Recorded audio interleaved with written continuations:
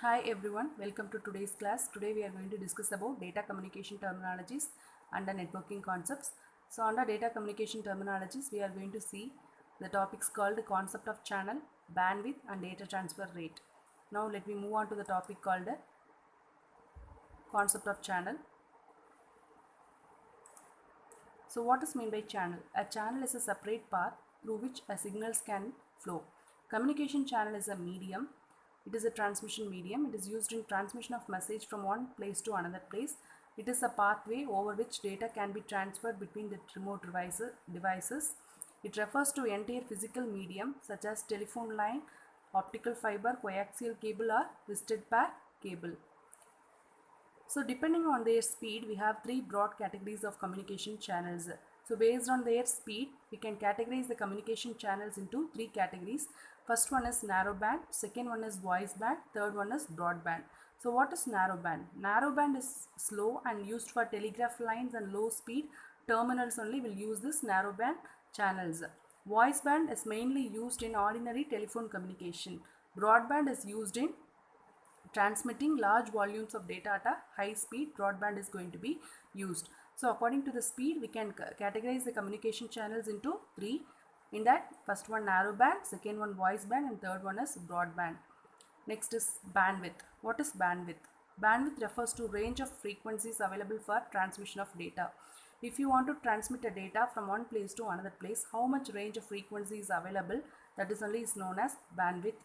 So it is expressed as the difference in hertz between the highest frequency and the lowest frequency. So for example, a typical voice signal has a bandwidth of approximately 3 kHz. Wider the bandwidth of communication system, greater is the capacity, and hence the greater amount of data can be transmitted over a period of time. So if you have a higher bandwidth of communication, then you can send a greater amount of data over a period of time. So hertz, how we can define the hertz? Hertz is defined as the number of clock cycles per second. So per second, how much number of clock cycles are processed by the CPU is only denoted by the term called hertz. But usually used to define electrical signals or computer processing clock cycles or radio signals are also defined with the help of this hertz only. The term hertz as used in frequency measurement, it was named for German physicist Heinrich Hertz. He studied electromagnetism. He clarified Maxwell's electromagnetic theory of light and he demonstrated the existence of electromagnetic waves. The term hertz was established by the International Electrotechnical Commission in 1930. So next, how we can define kilohertz? Kilohertz is defined as the thousands of cycles per second. So normally kilo represents 1000. So 1000 cycles per second, it is defined with the term called kilohertz. Next, megahertz. So megahertz is defined as millions of cycles per second. So per second, how much number of cycles are going to be used? Millions of cycles. That is defined by the term called megahertz.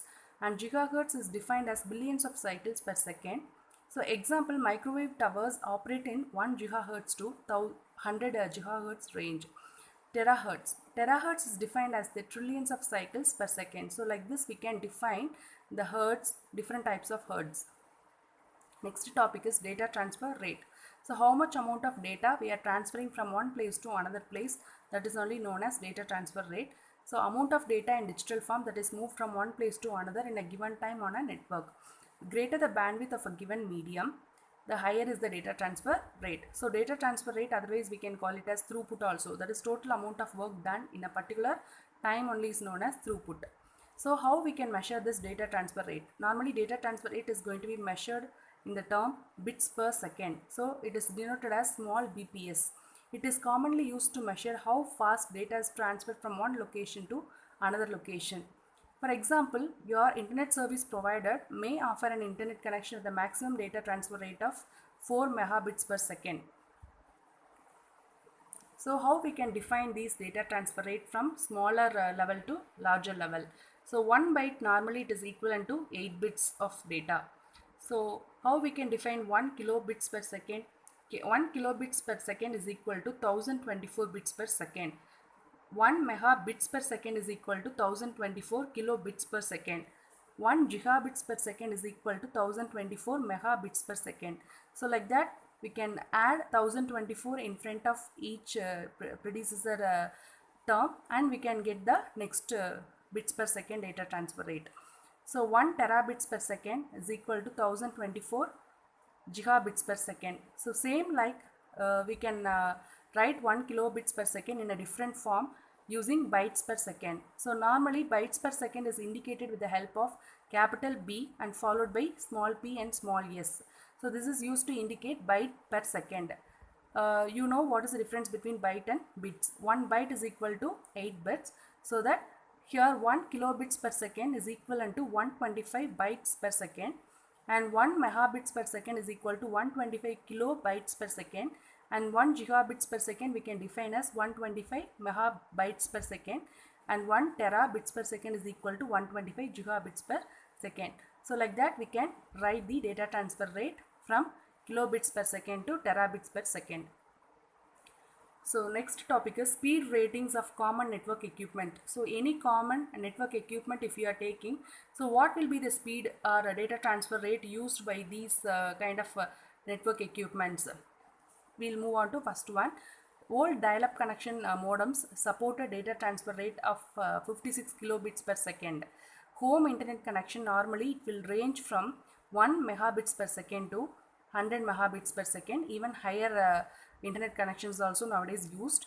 802.11g Wi-Fi connections rated 54 megabits per second, and older Ethernet connections rated 100 megabits per second, and 802.11n Wi-Fi connections rated 150 Mbps and 300 megabits per second, and higher increments also.